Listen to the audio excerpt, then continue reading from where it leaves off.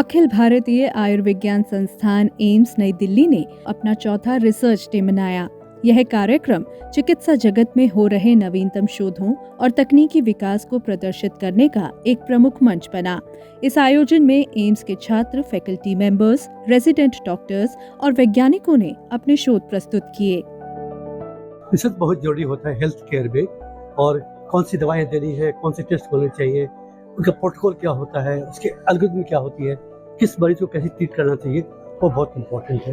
कैसे पॉलिसी बने, जो भी पॉलिसी बनती है वो इससे बनती है कि कोई स्टडी करी, कोई रिसर्च करा और मतलब वो हमें पॉलिसी होनी चाहिए, जो पॉलिसी फ्रेम करने में भी काफ़ी मदद करता है। AI is very important for health care and उससे डायग्नोसिस में, थेरेपेटिक्स में बहुत एडवांटेज होते हैं और बहुत सारे काम यहाँ पे चल रहे हैं एम्स में और बहुत से इंस्टीट्यूशन में, आर्टिफिशियल इंटेलिजेंस पे, और उसके अलावा बेसिक साइंस है, जेनेटिक्स पे, जीनोमिक्स पे, प्रोटियोमिक्स पे।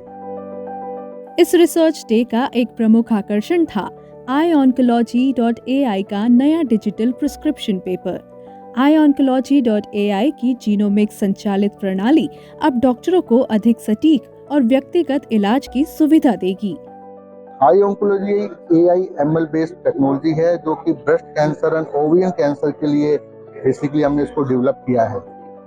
ये टेक्नोलॉजी पेशेंट को जो हमारी प्रिस्क्रिप्शंस होती हैं उसको डिजिटलाइज कर सकते हैं। सारा डेटा रियल टाइम डिजिटलाइज हो जाएगा, पेशेंट्स को इसकी इंफॉर्मेशन चली जाएगी और पैरेलली ये क्लिनिशियंस को हेल्प करता है as a decision taking system में कि पेशेंट को हम मोर पर्सनलाइज्ड ट्रीटमेंट प्रोवाइड कर सकते हैं। iOncology.ai के डिजिटल प्रिस्क्रिप्शन तकनीक के एकीकरण से उपचार प्रक्रिया अधिक पारदर्शी और डेटा संचालित होगी। इससे कैंसर रोगियों के लिए उपचार की उपलब्धता और प्रभावशीलता में सुधार होगा।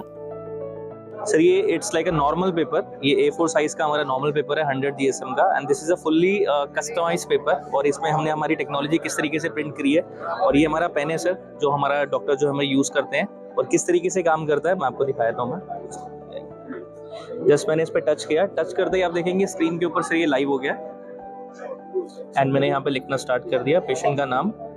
सो पेशेंट मेल है, फीमेल है, मैंने उस पर टैप किया, data is segregated, patient male है, एंड देन मैंने पेशेंट की एज लिखी, आज की डेट डाली।